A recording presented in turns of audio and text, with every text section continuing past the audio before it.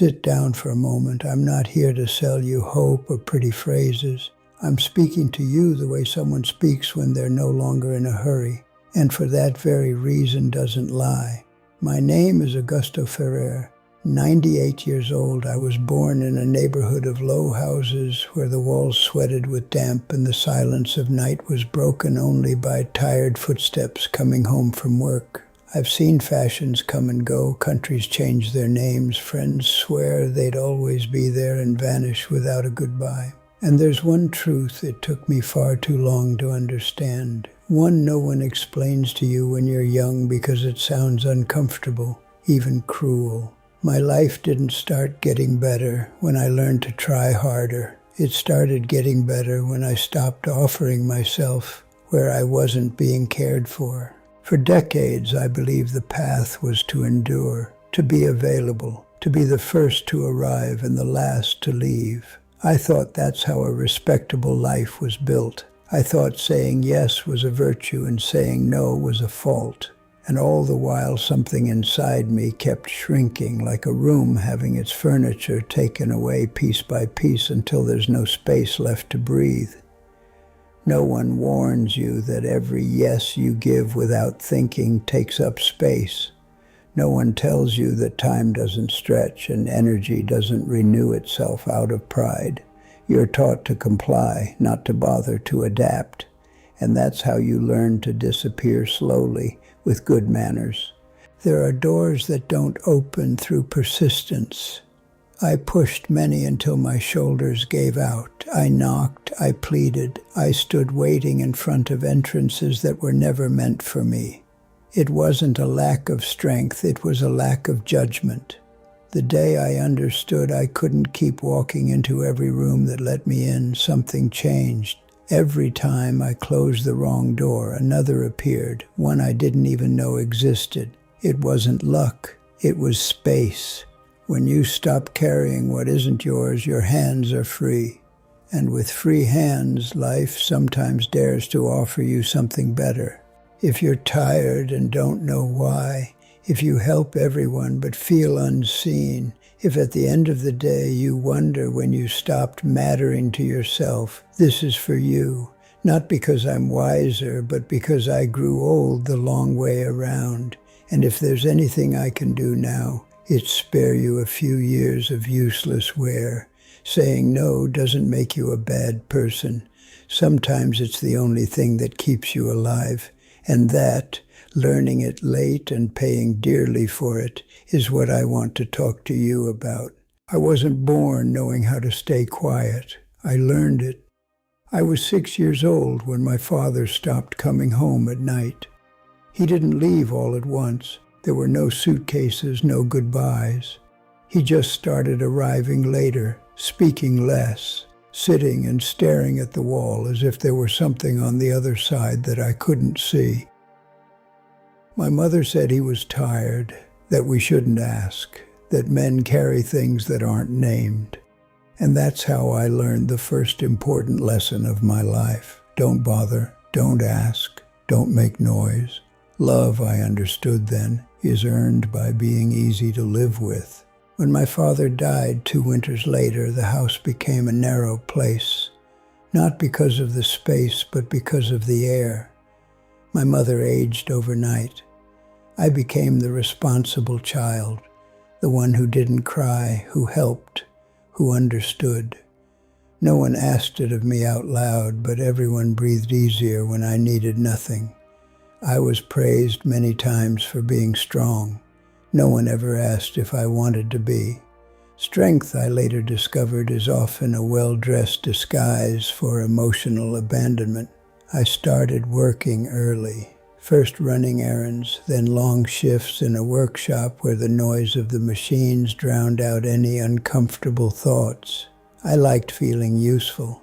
I liked being needed. Every thank you was proof that I was right to take up little space of my own and a lot of other people's. Saying yes became automatic. If someone needed help, I was there. If someone couldn't, I could. And if something hurt, I left it for later. There was always a later, or so I thought. I lost things along the way. Not all at once, not dramatically, but the way you lose feeling in your hands when the cold is constant. I lost the right to say I was tired, the permission to change my mind, the ability to tell the difference between responsibility and sacrifice. I became someone reliable, respected, necessary, and also someone who didn't know what to do when no one needed anything.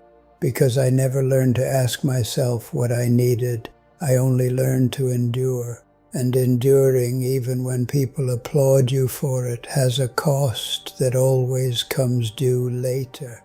There's a quiet trap in being the one who's always there. From the outside, you look generous, noble, indispensable. From the inside, if you're honest with yourself, you start to notice something else. The tiredness doesn't go away with sleep. Satisfaction lasts less than the effort. And other people's gratitude isn't enough to fill the hollow that keeps forming. It took me years to put a name to that. I thought it was a lack of character, that I needed to try harder, smile better, give without measuring. No one told me there's a huge difference between giving yourself and disappearing. I met Claire at a neighborhood dance on a summer night. She had an open laugh, the kind that doesn't ask permission, and a way of looking at you that made you feel chosen. I married young, convinced that love was also proven by being necessary. I worked more hours, took fewer breaks, spent less time at home. Claire said she missed me. I answered that I was doing it for us. It wasn't a lie, but it wasn't the whole truth either. I was also doing it because I didn't know how to be still with someone who could really see me. The day she got sick, I kept saying yes to everything. Extra shifts, favors, other people's emergencies. I came home late, exhausted with the feeling that I was doing my duty. Claire faded slowly without reproach, as if she didn't want to bother anyone, not even in dying. When she passed away, I found myself surrounded by people grateful for everything I had done for them and at the same time, completely alone. That's when I understood something that hurts to accept. You can give everything and still lose what matters. Grief found me doing the only thing I knew how to do. I kept going as if stopping were dangerous. I helped more, worked more, filled every minute. From the outside, it looked admirable. From the inside, it was pure escape. Giving had become my anesthesia. As long as someone needed something from me, I didn't have to face the silence of an empty house or the uncomfortable question of whether I had been where I needed to be when there was still time. Generosity, when it isn't born from care but from fear, ends up looking a lot like abandonment. And almost always, the one being abandoned is yourself.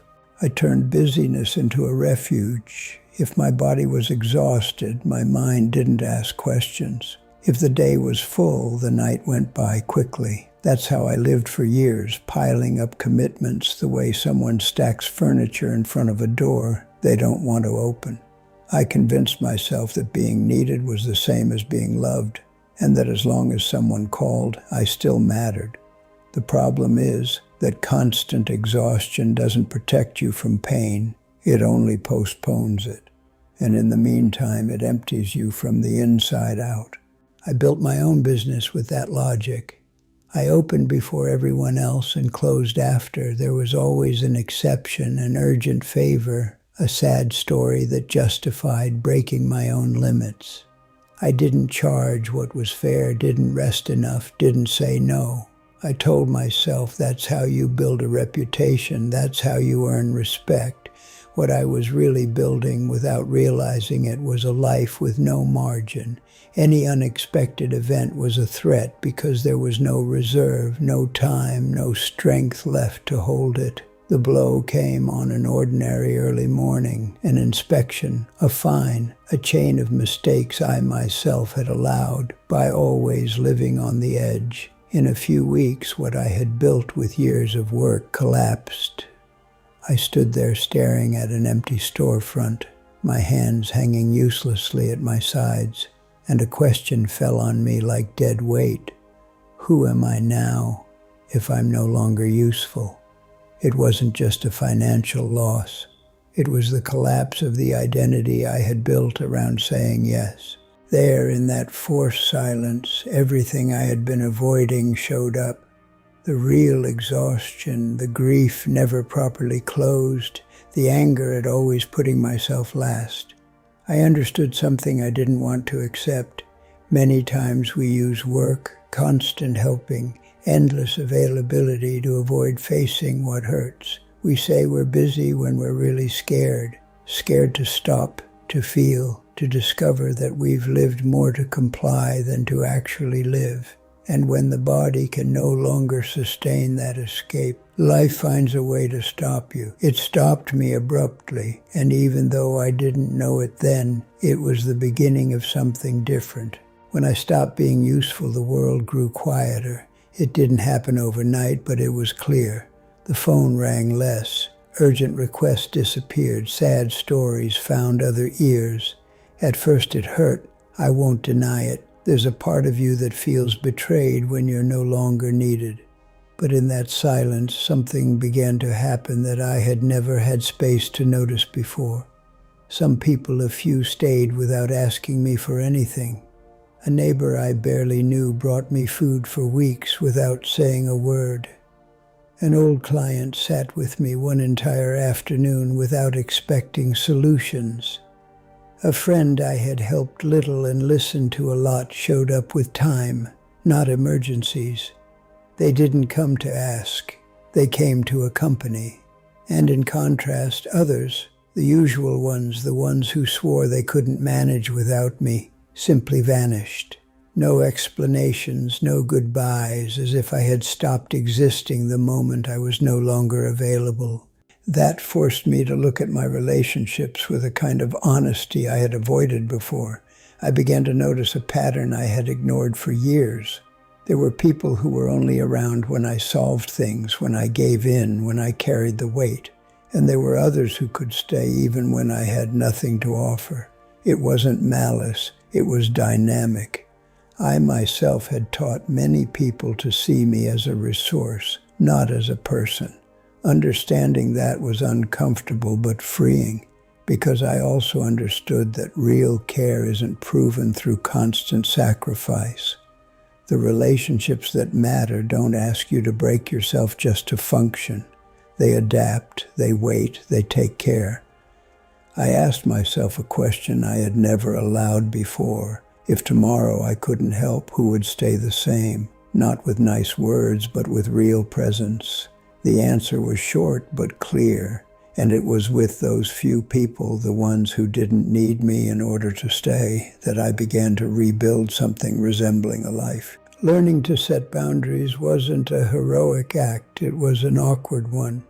At first I felt guilty over small things, saying I couldn't, that I didn't have time, that not this time, left a knot in my stomach as if I were letting someone down.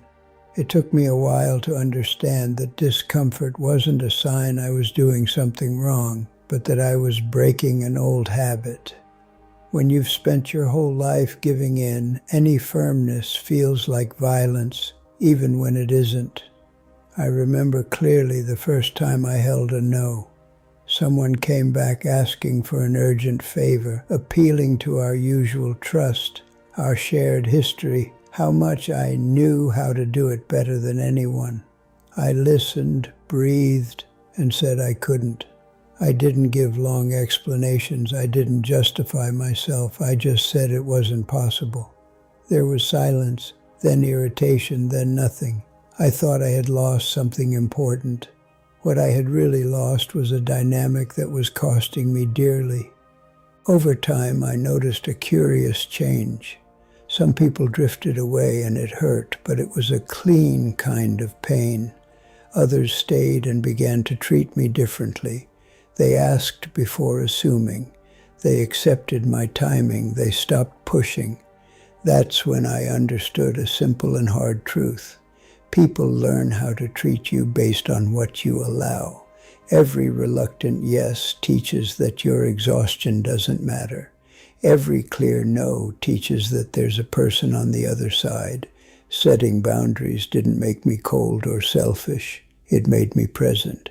I started showing up to conversations with less resentment, helping when I truly wanted to, resting without feeling like I owed something.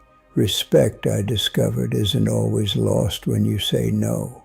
Many times it appears for the first time, and even if not everyone accepts it, you begin to accept yourself, and that changes everything.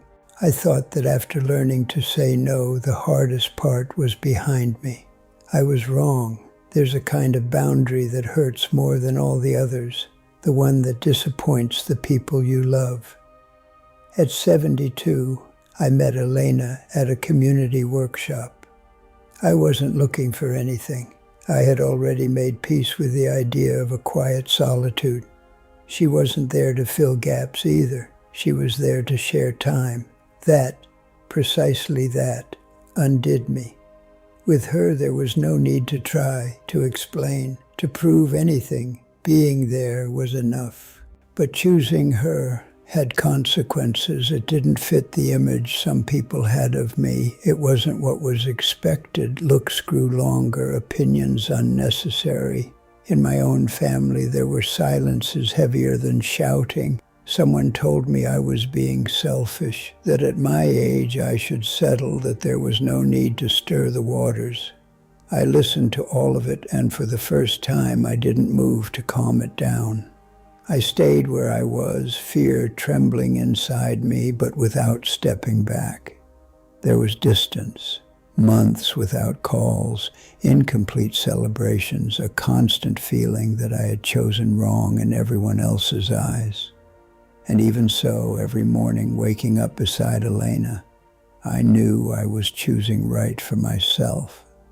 I understood that saying no to other people's expectations doesn't turn you into a villain, but it does make you uncomfortable to be around. And discomfort, painful as it is often the price of living honestly. Not everything broke forever. Some relationships adjusted with time, others didn't. What changed was how I looked at those losses. I stopped seeing them as failures and started seeing them as consequences. Choosing yourself doesn't guarantee applause. It guarantees coherence.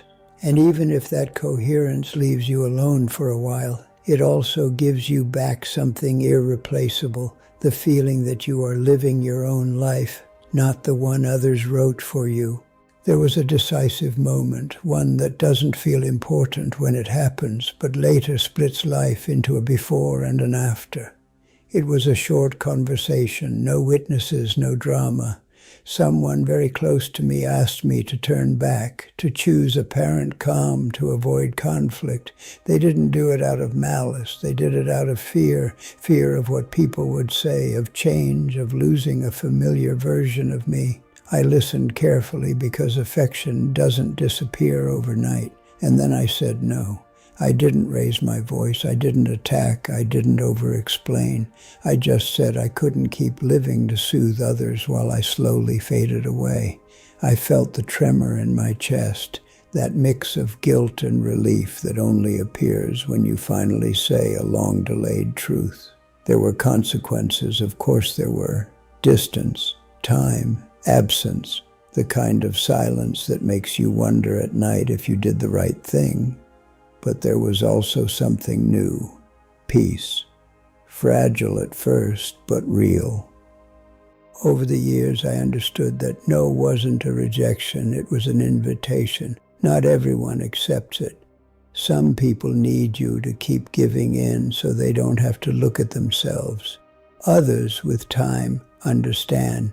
Some even thank you later, even if they never say it out loud, because seeing you stand your ground shows them something they didn't know they needed to learn, that it's possible to live without asking permission to exist. Today, looking back, I can see clearly that it was the most honest act of my life. It didn't save every relationship, but it saved the one I had neglected the most, the one with myself. Saying no didn't make me lose everything. It gave me back what matters most: self-respect, direction, the feeling of standing upright in my own story. And if I can promise you one thing from this place, it's this: the no that scares you the most is usually the one that gives you the most life in return. I speak slowly now because this is the end, and it's what matters most. You don't need to change everything today or become someone hard, distant, or indifferent. This isn't about shutting yourself off from the world. It's about stopping giving yourself away where you aren't being cared for. Life doesn't slip away in big mistakes.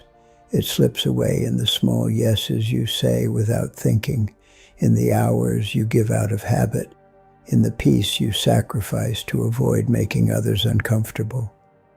I want you to think of something specific. There's a part of your life that's draining you and you know it. It's not normal tiredness, it's that strange emptiness that shows up when you finish doing something and there's nothing good left afterward. There's also something you want and keep postponing because it doesn't fit what others expect of you. And there is, without a doubt, someone who has grown used to you always being there, always giving in, always managing. You don't need to make a speech or justify yourself. You just need to stop pushing yourself to the back. I've grown old making coffee the same way every morning, walking more slowly, listening more than I speak. Not because I always got it right, but because I learned early enough for it to be worth it. Every stage of my life changed when I had the courage to close a door that led nowhere. It was never comfortable. It was never immediate, but it was always necessary. You can't live every possible life or walk through every door that appears. You don't have the time, the energy, or the heart for that. Choosing isn't losing. Choosing is directing. When you say no to what empties you, you make room for what sustains you.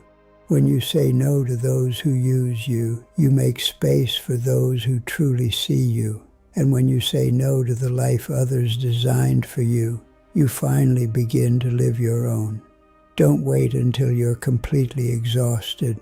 Don't wait until you lose something important to give yourself permission. Saying no isn't selfishness, it's care, it's respect, it's a quiet form of self-love. And if today someone asks something of you that costs you your peace, your body, or your joy, you already know the answer. You always did. Now all that's left is to say it and walk toward the right door.